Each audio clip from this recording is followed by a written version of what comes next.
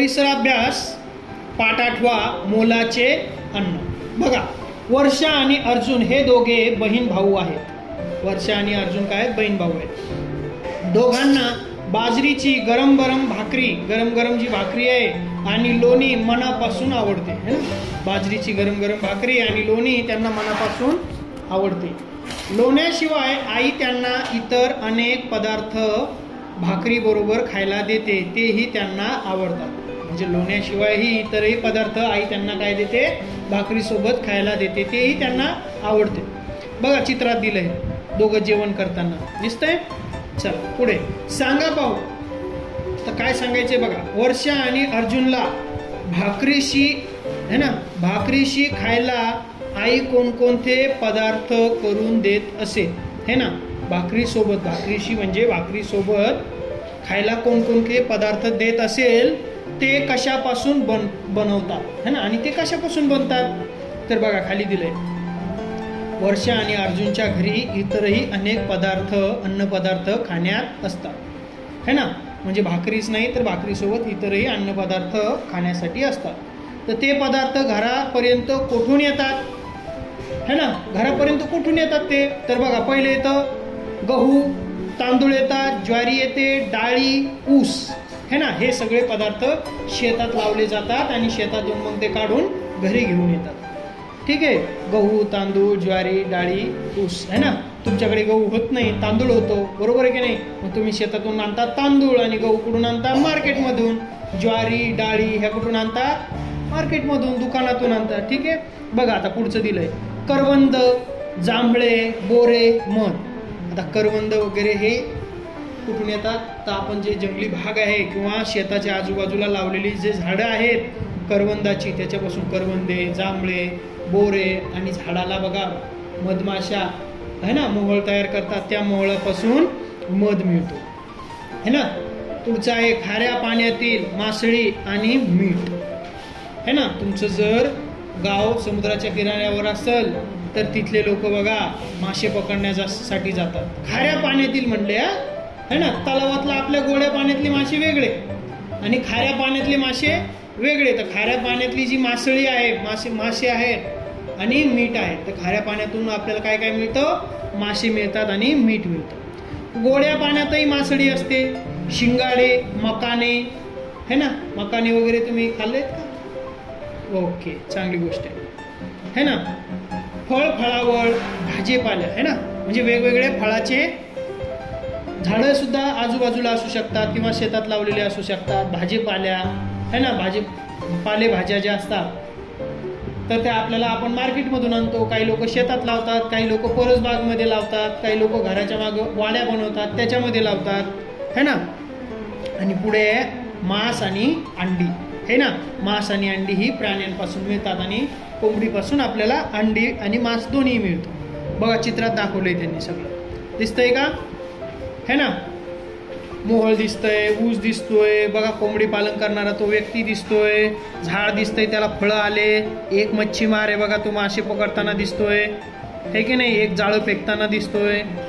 बघा वर्षा आणि अर्जुन जेवायला बसले की जेवायला वाढताना आई नेहमी म्हणते पाहिजे तेवढेच अन्न घ्या, अन्न वाया जायला नको.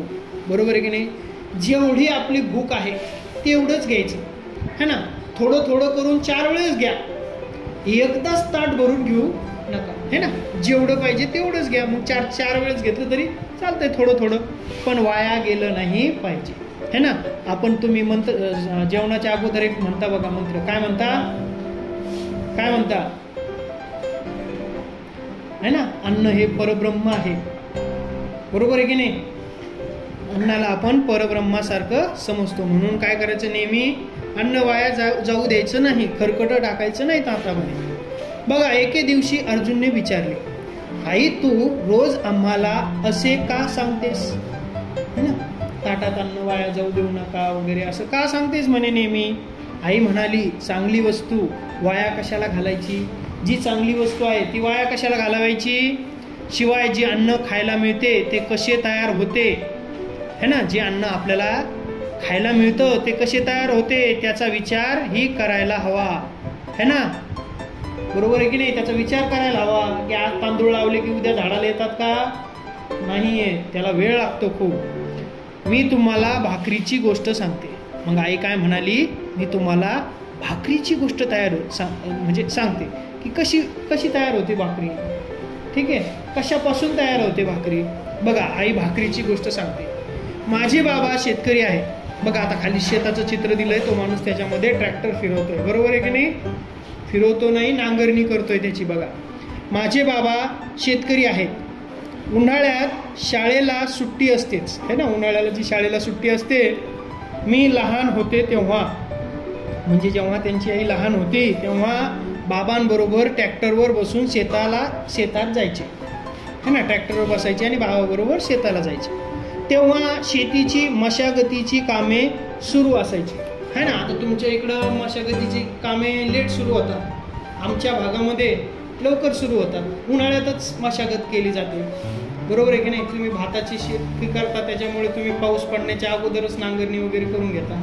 आम्ही त्याच्या खूप अगोदर नांगरणी करून घेतो, म्हणजे उन्हाळ्यातच करून घेतो. ठीक आहे, तर बघा, त्याला म्हणतात मशागत, है ना?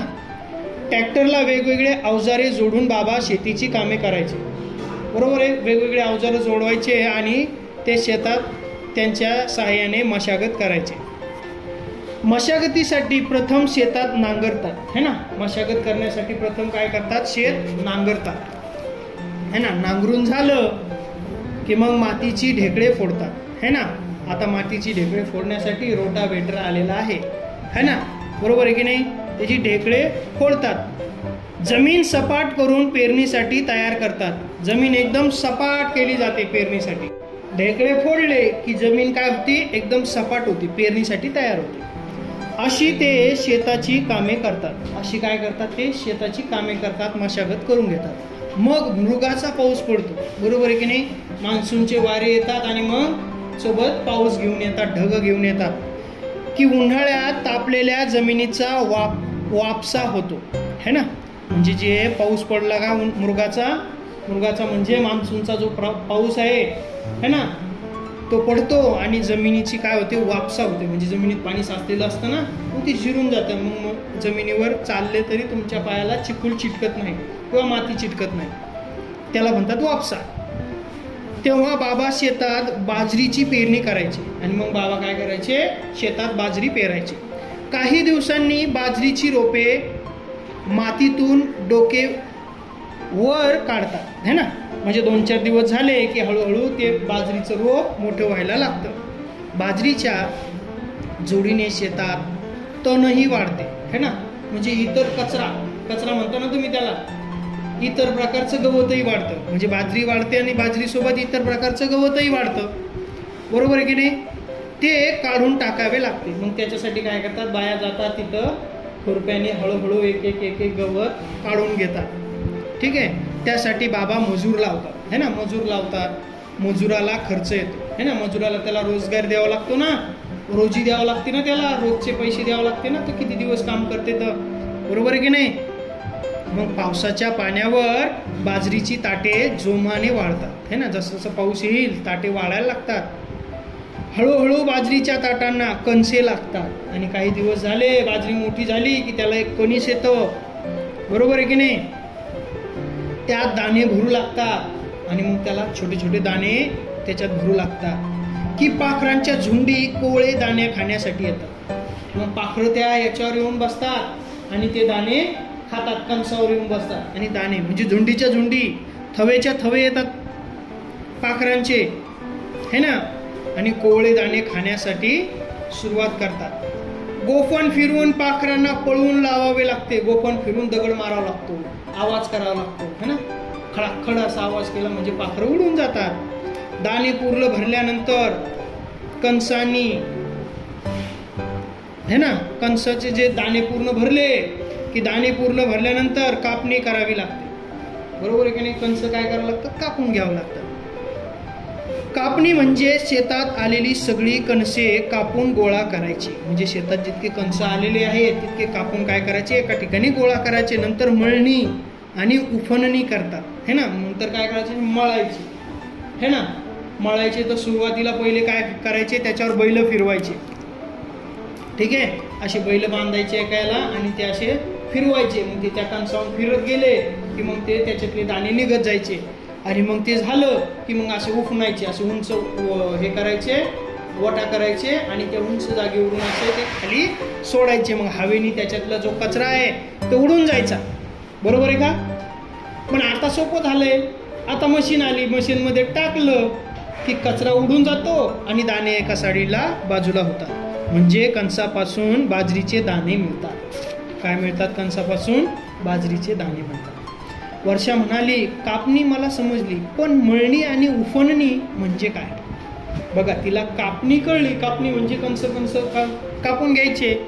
पण मळणी आणि उफणणी म्हणजे काय? तर मी आता तुम्हाला काय सांगितलं, मळणी म्हणजे त्या कणसाला असं जोरजोरात दाबायचं है ना, किंवा असं हातावर चोळायचं म्हणजे त्याच्यातले आतले दाणे बाहेर येऊन पडतात. किंवा मग बैलाच्या साहाय्याने त्याला तोडायचं म्हणजे त्याच्यातले दाणे बाहेर पडतात, त्याला मळणी म्हणतात. आणि उफणणी म्हणजे मी आता सांगितलं, उंच वाटा असा मोठा टेबल बनवायचा, त्या टेबलवर उभं राहून एक जण तुम्हाला हातात टोपलं देईन, त्याच्यात दाणे आणि त्याचे तुम्ही उफणायचे. मग हवा काय करते, त्याच्यातला जो कचरा आहे तो काय करते, आपल्यासोबत उडून नेते बाजूला आणि दाणे एका बाजूला पडतात, त्याला उफणणी म्हणतात है ना. बघा आता तिच्या आईने काय सांगितलं. आई म्हणाली, सांगते तसे करून पहा म्हणजे तुमच्या लक्षात येईल आणि पुढची गोष्ट नंतर सांगते है ना. सांगते तसे करून पहा म्हणजे तुमच्या लक्षात येईल आणि पुढची गोष्ट नंतर सांगते. ठीक आहे. मग करून बघा. अर्धे घमेले म्हणजे टोपलं है ना, टोपलं असतं ना. तुम्ही काय म्हणता, टोपलंच म्हणता का है ना. अर्धे घमेले भरून भुईमुगाच्या वाळलेल्या शेंगा घ्या है ना. भुईमुगाच्या काय करायच्या, वाळलेल्या शेंगा घ्यायच्या. बरोबर. आता तुम्ही शेंगा घेतल्या, त्याचे दोन सारखे भाग करा. त्याचे 2 सारखे भाग करून घ्या. एक भागाच्या शेंगा हाताने सोलून दाणे काढा है ना. एका भागाचे काय करायचे, हाताने दाणे त्याचे सोलायचे आणि काढायचे. हाताने शेंगा सोलताना किती वेळ लागतो? खूप सारा वेळ लागतो. ठीक आहे. हाताने एक सोलायचं म्हणजे खूप वेळ लागतो. आणि दुसऱ्या भागाच्या शेंगा एका कापडी पिशवीत बांधा. उरलेला अर्ध घमेलं जे शेंगा आहे त्या कापडी पिशवीमध्ये बांधायचे आहे आणि त्यावरून वरवंटा फिरवा किंवा काठीने धोपटा. म्हणजे काय करायचं, वरवंटा असतो ना तो असा दगडाचा, तो त्याच्यावरून फिरवायचा किंवा मग एक काठी घ्यायची ना असं त्याला धोपटायचं, हाणायचं त्याला. ठीक आहे. नंतर पिशवी मोकळी करून शेंगा सुपात घेऊन पहा. सूप असतं ना असं मोठं, त्या सुपात शेंगा घेऊन पहा. आता तुम्हाला काय दिसतंय, तर अर्जुन म्हणाला, सुपात घेतलेल्या शेंगा फुटलेल्या आहेत. बरोबर आहे की नाही. इतक्या मोठ्या शेंगा पटकन 2 मिनिटात फुटल्या. बरोबर आहे की नाही. आणि बऱ्याचशा शेंगातून दाणे बाहेर आलेले आहेत आणि दाणे काय झाले, त्याच्यातून बाहेर आले. मग आई म्हणाली, ही एक प्रकारे शेंगांची मळणीच झाली. ही काय झाली, शेंगांची मळणी झाली.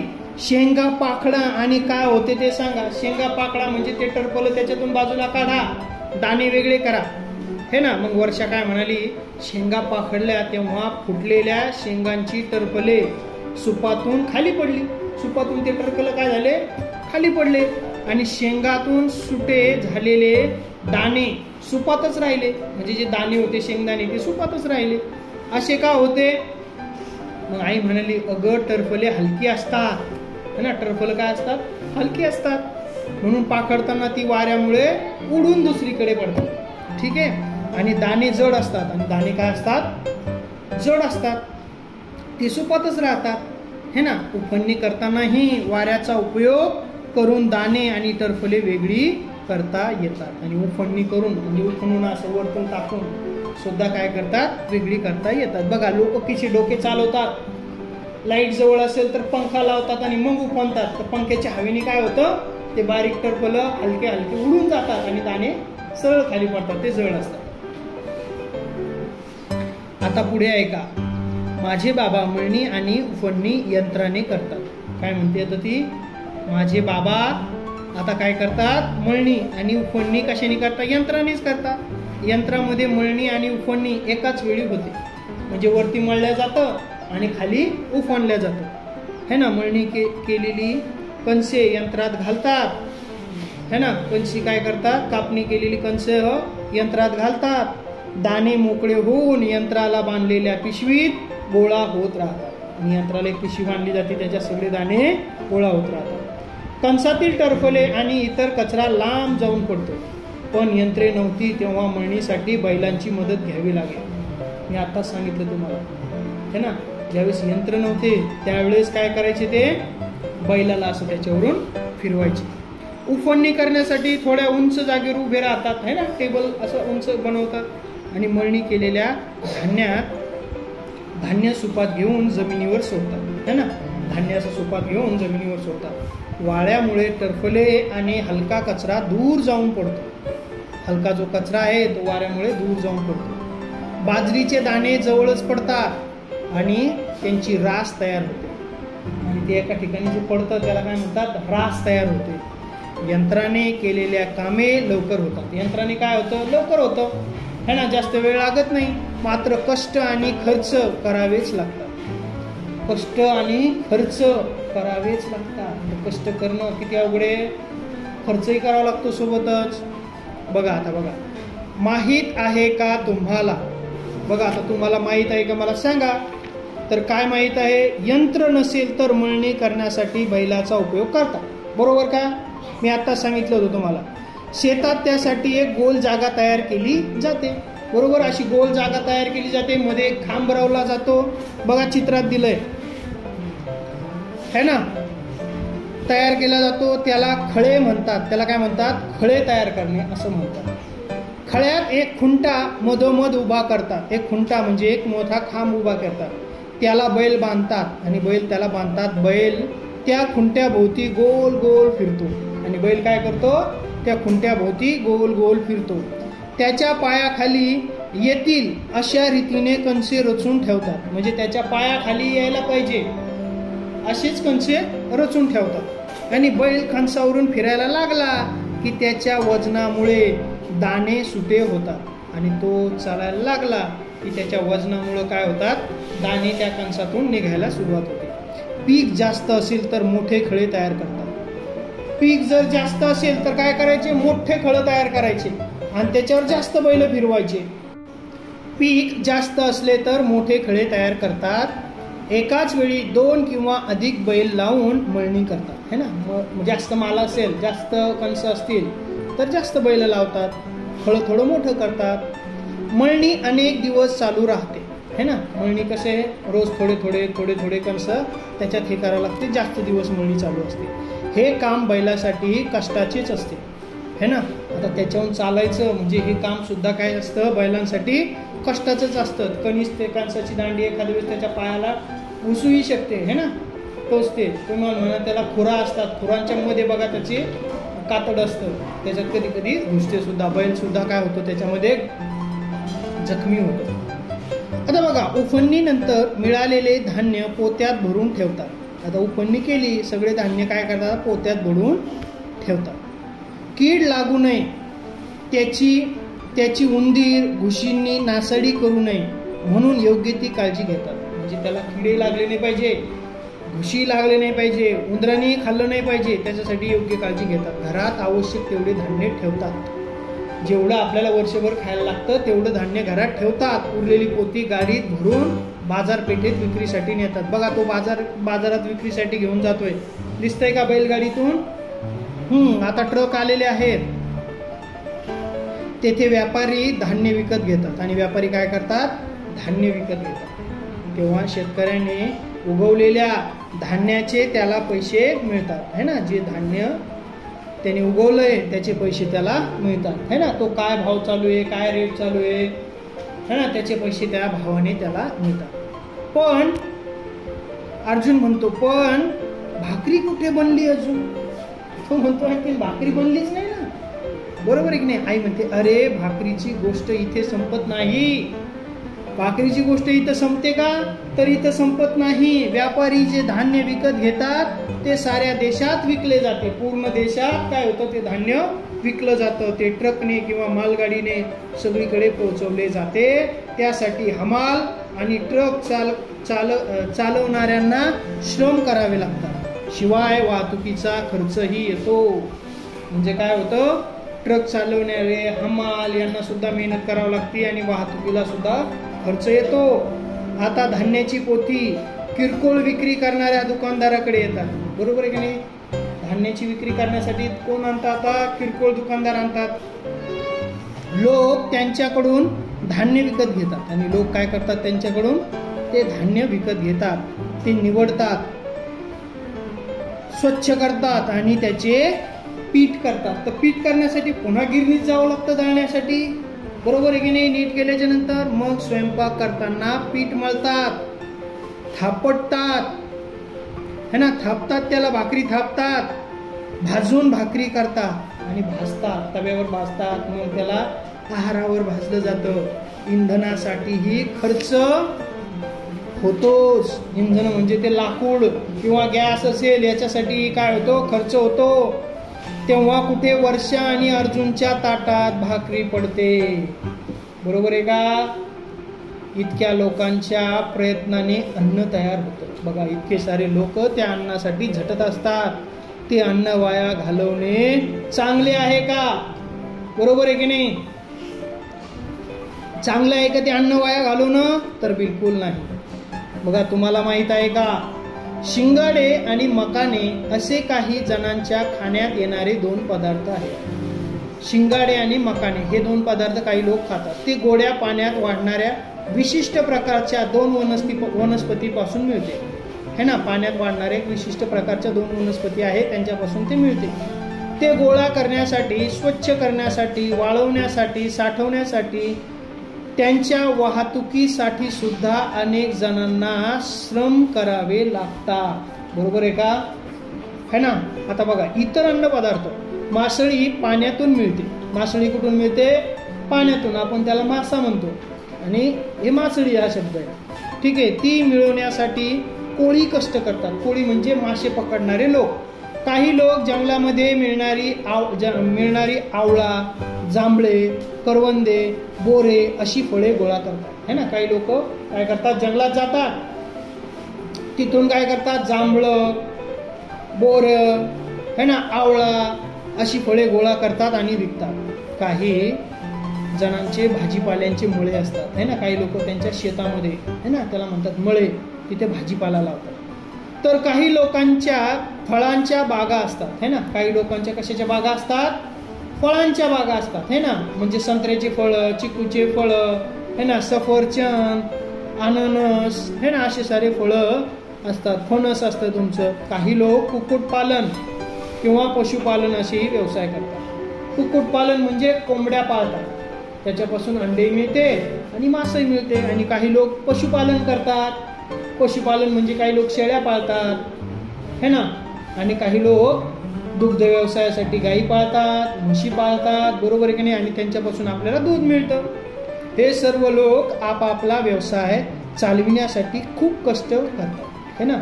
आणि आपला व्यवसाय चालला पाहिजे यासाठी हे लोक खूप कष्ट करतात. त्यांच्या प्रयत्नातून विविध प्रकारचे अन्नपदार्थ आपल्याला मिळतात, बरोबर आहे की नाही.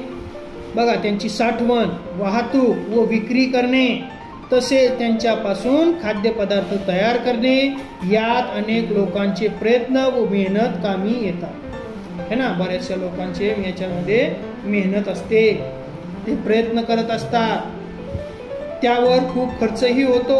म्हणून अन्नाची नासाडी होणार नाही याची काळजी आपण सर्वांनी घेणे जरुरीचे आहे, बरोबर आहे की नाही. अन्नाची नासाडी झाली नाही पाहिजे याची काळजी घेणं आपल्याला गरजेचं आहे. आता या पाठातून आपण काय शिकलो, बघा, आता काय शिकलो आपण ह्या पाठातून, तर बघा, आपल्या आहारात येणारे पदार्थ शेतमळे, तळी, समुद्र, जंगल, पशुपालन गृहे अशा निरनिराळ्या ठिकाणाहून मिळतात, बरोबर आहे की नाही. अशा वेगवेगळ्या ठिकाणाहून आपल्याला अन्नपदार्थ येत असतात. धान्याचे पीक घेताना, है ना, जे काही धान्य असेल ते धान्याचं पीक घेताना शेताच्या मशागतीपासून धान्य पोत्यात भरून गोदामात साठवून होईपर्यंत अनेक कामे करावी लागतात, है ना. लागवड करावी लागते, पहिले मशागत करावी लागते, मग लागवड करावी लागते, त्याला पाणी द्यावं लागतं, बरोबर आहे का? आणि मग त्याला कणस येतात आणि कणस आल्याच्या नंतर त्याची कापणी, मळणी, उफणणी ही त्यापैकी काही कामे आहेत. आणि पुढचं आहे बघा, त्यापुढे धान्याची वाहतूक, विक्री आणि खाद्यपदार्थ तयार करण्याची कामे करावी लागतात. तेव्हा अन्न आपल्या ताटात येते, बरोबर आहे की नाही? त्यावेळेस जाऊन कुठं अन्न आपल्या ताटात येते, म्हणजे इतकी सारी मेहनत, इतक्या साऱ्या गोष्टी आपल्याला कराव्या लागतात. शेतीप्रमाणे इतर अन्नपदार्थांच्या उत्पादनामागेही अनेक लोकांचे कष्ट असतात, बरोबर आहे की नाही? जसे शेती करणारे आहेत तसेच इतर अन्नपदार्थ बनवणाऱ्यांना सुद्धा लोकांना अनेक कष्ट करावे लागतात. अन्नाची नासाडी होऊ नये याची काळजी आपण सर्वांनी घेतली पाहिजे की नाही? तर जरूर सर्वांनी घेतली पाहिजे. आणि हे नेहमी लक्षात ठेवा, अनेकांच्या प्रयत्नातून आपल्याला विविध अन्नपदार्थ मिळतात. त्या सर्व लोकांविषयी आपण कृतज्ञ असावे, है ना? कृतज्ञ असावे, है ना? बरोबर आहे की नाही?